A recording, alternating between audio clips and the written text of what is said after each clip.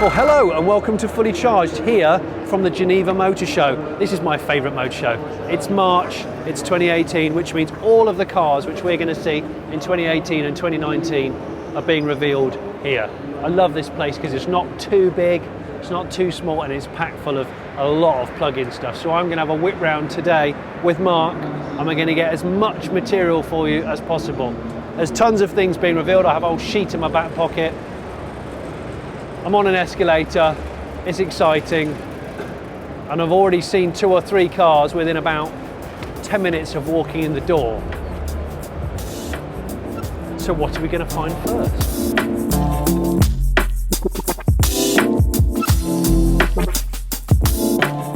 Well, I didn't think I was going to be on Fully Charged, standing on the Aston Martin stand, revealing an EV from that company. This is exciting.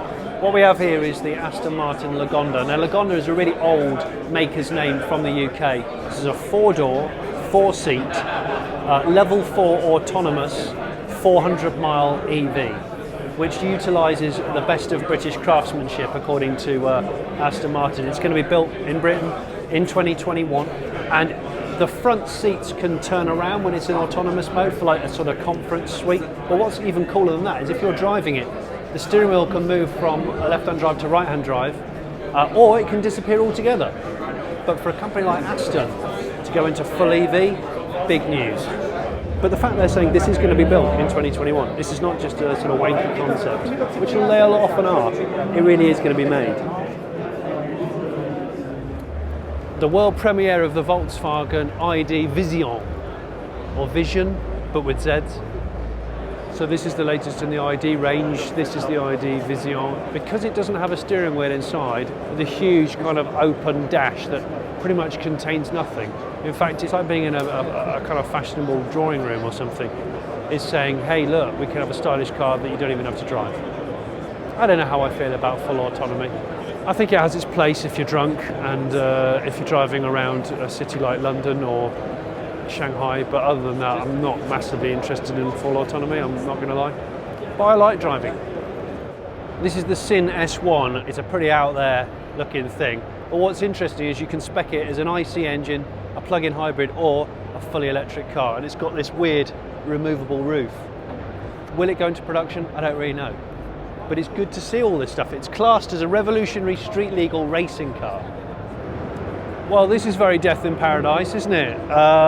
An electric mini moke, an e-moke. If you remember back in the 1960s when the Mini was in its prime, they made a version called the Moke. And what this was is a mini chassis and a mini engine, but with a sort of utilitarian body, a doorless open body, perfect for like little islands, hot climates. This company, the e-moke company, it looks like they've reborn the idea, but with electric propulsion. So slow charging, 6 to 8 hours, pretty basic stuff, but fun. This appears to have a leather floor. There's your battery meter here. It looks like there's another display here, like the old Minis, which had a huge speedo in the middle. That's probably an electronic speedo. Yeah, it is, yeah. And then these sort of like side running boards, which obviously you can just sit on there if you're driving at about 10 miles an hour round your vineyard with this sort of bikini fabric top. And it's rough and ready. But there is a charm to stuff like this. You can't deny it. Stop the press, stop it, stop the press. This is called a Moke. 200 kilometre range, 2 hour 30-minute charging time to 80%. Available for spring 2019 pre-orders only. Maximum speed 120 kilometres an hour. So this is the biggest one, this is the dad, the Moke. Moke! It sounds like something that the late Michael Jackson would have said mid-song. Moke. Now this is interesting. We're at a motor show. Tesla aren't officially trading here, so there are no Teslas here from Tesla. There's a Tesla here on an Indian company that does 3D scanning and CAD work. There's a Model X over there on another charge point stand, and that's the power of this car, you know. So I'm going to have a quick sit in a Model 3, frameless doors. I've not actually sat in one of these yet. There's a bit of a scrum for it. People are in it on their phones, which is always interesting. And the car's beeping at me. I love the simplicity of the dash. The everything touchscreen I think is probably a little bit dangerous for the driver, and the steering wheel is plain, but you can see the appeal of it, can't you? And also the size of this car is so much more relevant to us in the UK than the Model S. I could totally see Bobby Llewellyn in one of these rather than a Model S actually. But good headroom. Yeah, it's interesting, isn't it? Can't come soon enough actually, one of these with the steering wheel over there. Yeah. I'll go now. I'm going to do what everyone does and sit in the back as well as the front. And nice flat floor. It's very simple in here, you know. This is where Tesla need to do their learning really. It's how to put together what we consider to be luxury interiors with decent materials, because this is sort of where they stumble. And I don't really, it's not a criticism of them, because to be honest, what they've done in such a short space of time with such a young company is incredible. And it is genuinely game changing. I don't like to use that term lightly, but sort of excites me a little bit more than the Model S in many ways. And Model X, I don't know. Model X, I like the propulsion. I can take or leave the actual body shell. I don't know how you get out. Where's the handle?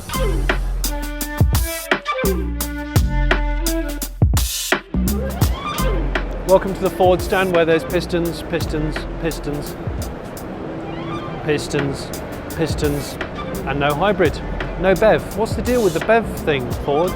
Sort it out. This is a company called FOM, F-O-M-M, interesting. And they've built this called the Concept One, putting the wow into compact mobility, which I'll be the judge of, I think. It has no more accidental braking errors because it has a hand throttle rather than a foot accelerator. I don't know how that eliminates any kind of accident. So the FOM Concept One, I've just found out, actually goes into production in Thailand. A factory in Thailand is being assembled as we speak. The idea being it offers cheap mobility to the masses. This car, it comprises of 1,600 parts, which is nothing compared to a normal car. So the idea is it's simple and it's also resilient to natural disasters. So they're not saying it's an amphibious car, but what they're saying is if you get caught in a mass flood situation, a tsunami situation, it will float, and the video shows it can actually drive around in water, sort of. So yeah, 4-seater, all electric. Swap your electric battery pack in 5 minutes for another battery pack if you wish, or just charge it normally. Little hatchback, tiny thing, 2.5 meters long. FOM, standing for First 1 Mile Mobility. These are all urban, you know, inner city, congested city modes of transport, and this being very, very small. This is actually smaller than the Japanese K standard. Called the FOM all-wheel drive sports concept. 0.96 kilowatt hours times 4 lithium-ion batteries. Total length 3.3 meters, 2 people, maximum power 20 kilowatts. Oh, it's cool inside actually. And we've got this as well, which again looks pretty cool. It's an all-wheel drive scooter. So both the front and the rear wheels have got motors in. 2-wheel drive motorcycle. I like that. That's quite neat. It looks like one of those huge Luxo scooters like the Suzuki Bergman. So it's quite a fascinating little company. I've never even heard of them. Never heard of them in my life. This gorgeous GT coupe is called the Polestar 1. This is actually going to be, as the name suggests, the very first car that Volvo make with the Polestar brand. So it's not going to be branded as a Volvo. You see the badge is different. It's going to be a Polestar. This is going into production in 2019. The reason why I'm interested in it, and why you should be, is because it is a hybrid car. It's got a 2-litre turbocharged engine at the front, but it's also got electric propulsion. It will do 93 miles or so on EV only, and it's nearly 600 horsepower. Such a good piece of design, really simple, confident, beautiful thing. You're only going to be able to order this online only, so £116,000 they reckon, estimate, and they're going to limit the production to 500. And the reason why it's not going into production until mid next year, 2019, is because it's a complicated carbon fibre body shell. I'm really looking forward to this car. It's got a 34 kilowatt hour battery pack, 2 of actually. It's got 2 of those, so that's what 68. I'm good at maths. 68 kilowatt hours. So 377 brake horsepower engine, 215 brake horsepower, twin electric motors. The combination is just under 600 horse, but it's the torque that's going to be mega. over 700 pounds feet, which is massive. That's more than probably most of the supercars in this room. So that is the Polestar 1. Seriously, I could look at this car sometime. This is how cars should be designed. There's not too many lines, it's not overly fussy, it's just right. And it's not too big. About 20 minutes ago they tugged the cloth off this, which is the very presentable looking new Formula E car with its revised styling, all covered in wheels. I think it actually looks better than a Formula 1 car. I'm not a massive Formula 1 fan, to be honest. But the good news about Formula E is it's evolving pretty quickly. It's now going to be, the car is not only quicker and faster, but also it has enough batteries on board to be able to complete a race without changing cars. So it's going to be one car per driver per race, like Formula 1, which I think is going to bring more and more people into the sport. It's pretty cool looking, isn't it? I'm heading over to Hyundai's stand now, where there's about to be a global unveiling at 10:15, which is in 2 minutes. I suspect, yeah, it's really, really busy. Look how busy it is. It's only getting busier where we go. Back in the day when I first started doing motor shows, there wasn't social media, so there wasn't the immediacy of getting this out into the world as there is now. Now, as soon as this press conference starts, Hyundai's online team will just press ping and all the images will be online within 10 seconds, probably before they tug the cloth off the car. But there is still a bit of a buzz about seeing it with your own eyes. It's just difficult because every man and his dog's here.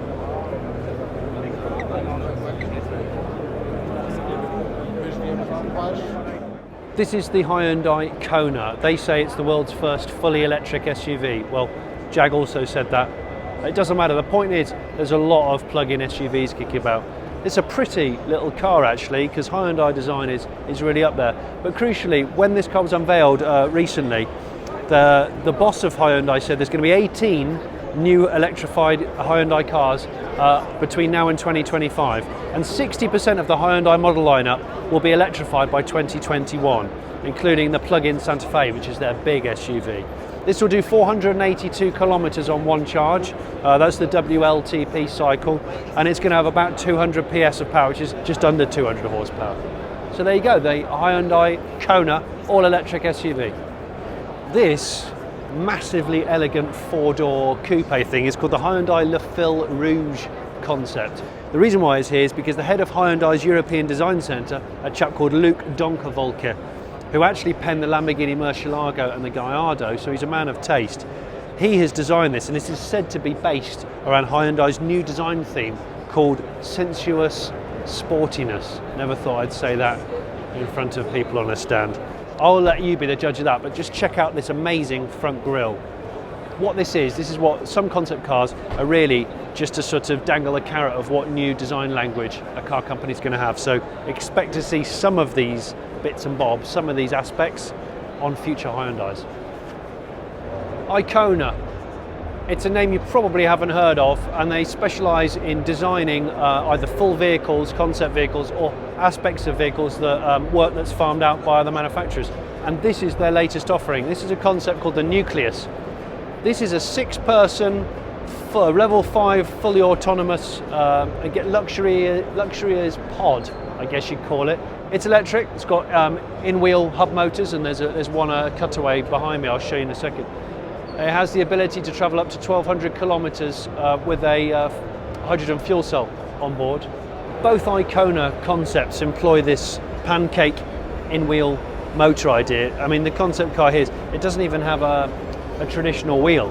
It has a sort of lattice work structure and then rubber that's stretched over, which looks amazing. But you've got to take these things with a pinch of salt. And the other concept here is the Neo, which uses similar design language to the big brother, the Nucleus, which is a huge car, by the way. This is more of a city car concept. Again, using in-wheel motors and that kind of stuff. There's no door on this side. And this is a kind of semi-privacy coating on the glass. A bit like London taxis, which have those big vinyl wraps, adverts, which you can still see through because they're perforated. I'm going to go into the Nucleus. Look at this. Look at this. Now, I could sit down in what looks like a kind of private jet environment chair, or I could even lie down. So the idea is, again, it's a fully autonomous pod lounge, no dashboard at all. You've even got some plants, expensive champagne, of course. And there's so much of this being explored here. You only needed to look at the Aston Martin, the Lagonda. It's very similar. It's exploring this idea of a private lounge, and it is really relaxing. You can imagine this going along the motorway and you're doing business, or you're just chilling out with music, with television, that kind of stuff. So that's what Icona are doing here. This is a long car, 5.2 metres this thing. 600 horsepower in total. 0 to 60 kilometres an hour in 3.5 seconds. It's bizarre, isn't it? You could even have a fish tank in there, if it was you, mate. I'd love to stay, but I have to go.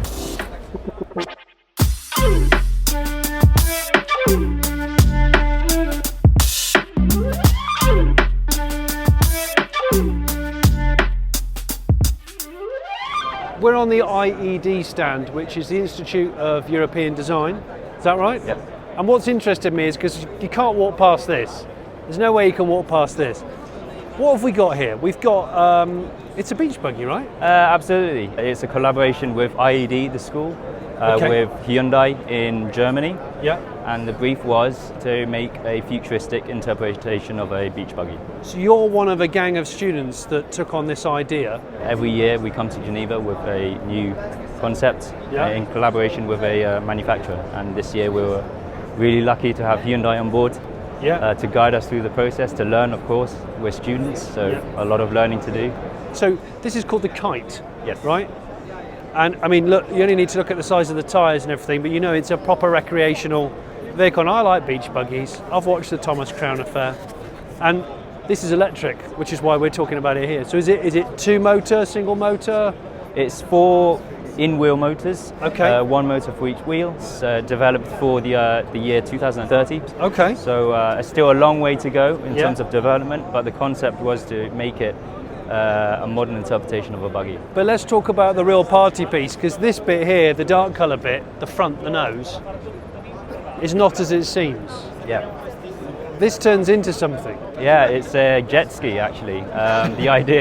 The idea was that we wanted to push the boundaries of the meaning of a beach buggy. Yeah. At the moment, a beach buggy is literally just for the beach. On the beach, yeah. So what if we push that boundary and make a concept for the sea as well? So you drive directly into the sea. Of course you do. Use this into a jet ski. You drive this into the sea, not too deep, and you can see on the side here it says slide to dive. So this whole part, the steering wheel detaches from one of these wings, and this whole bit comes out into the water and becomes a jet ski. What a great idea, because I guess the flexibility of an EV platform means you don't actually need anything there, because all the motors are in wheels, so it doesn't need a bonnet. It creates a lot of opportunity to do something very creative, which is what we wanted to do. It's like half the bodywork disappears and becomes a jet ski. What a great idea. And if you want left-hand drive or right-hand drive, you just put dock the steering wheel on any side you want. I suppose it explores the idea that you are more likely to be able to use it if it was silent and with no exhaust emissions. Sure.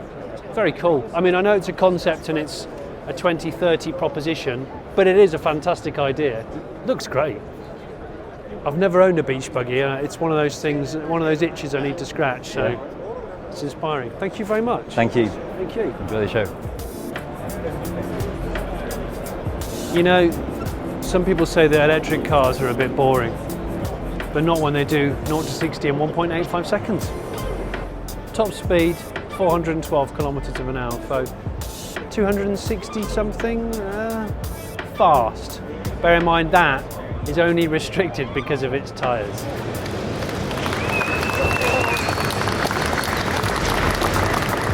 This is the Rimac C2. This is an unbelievably accomplished car. Tour de force of engineering. It's pure electric, it's over 250 miles an hour, it's nearly 2,000 horsepower, well under 2 seconds to 60. And it's not just those stats that make it special, it's the fact that this is not a car that's been developed by a huge company.